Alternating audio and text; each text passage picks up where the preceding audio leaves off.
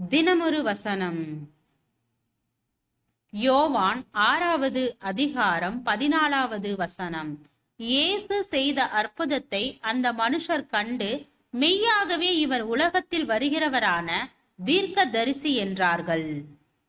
பாவிகள் என்று உணர்ந்து அந்த உணர்வின் தூண்டுதலினால் இயேசுவாகிய இரட்சகரை விரும்பி தேடி ஏற்றுக்கொள்கின்றவர்கள்தான் மனம் திரும்பியவர்கள் என்ற நிலையை அடைய முடியும். பிரச்சனைகளிலிருந்து விடுதலை, நோய்களிலிருந்து விடுதலை போன்றவைகளை இயேசு அருளுவார் என்ற எதிர்பார்ப்பின் அடிப்படையிலேயே பலர் அவரை ஏற்றுக்கொள்ள முன்வருகின்றனர்.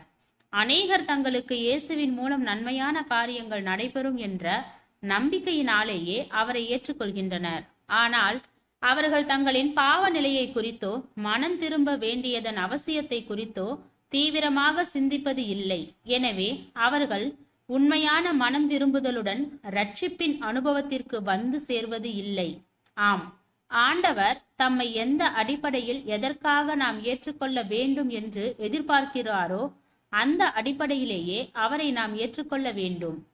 5 அப்பங்களை ஆண்டவர் 5000 பேர்களுக்கு பங்கிட்டு அற்புதம் செய்த போது ஜனங்கள் அவரை மிகுந்த விருப்பத்துடன் ராஜாவாக ஏற்றுக்கொள்ள முன்வந்தார்கள். ஆனாலும் அவர்களுடைய தீர்மானத்தை அவர் ஏற்றுக்கொள்ளவில்லை. ஏனென்றால் அவர்கள் தங்களுக்கு ஒரு இரட்சகர் தேவை என்பதற்காக அல்ல, தங்களுக்கு அற்புதங்கள் மூலம் நல்லது நடக்க செய்கிற ஒருவர் தேவை என்பதற்காகவே அவரை ஏற்றுக்கொள்ள முன்வந்தார்கள். உண்மையான மனம் திரும்புதலுக்காக தம்மை தேடாமல் உலக நன்மைகளுக்காக தேடிய அவர்களின் ஆர்வத்தை அவர் அங்கீகரிக்கவில்லை.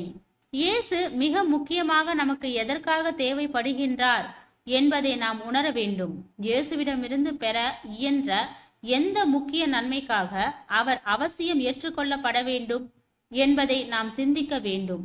இயேசு மனிதனுக்கு பாவ மன்னிப்பையும் பாவ விடுதலையையும் பரிசுத்தமான ஒரு வாழ்க்கையையும் கொடுக்கவே இந்த பூமிக்கு வந்தார்.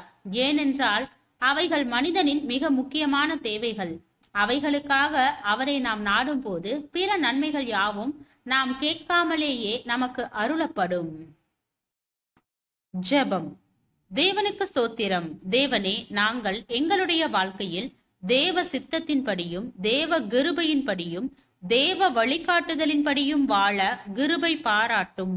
ஆமீன்.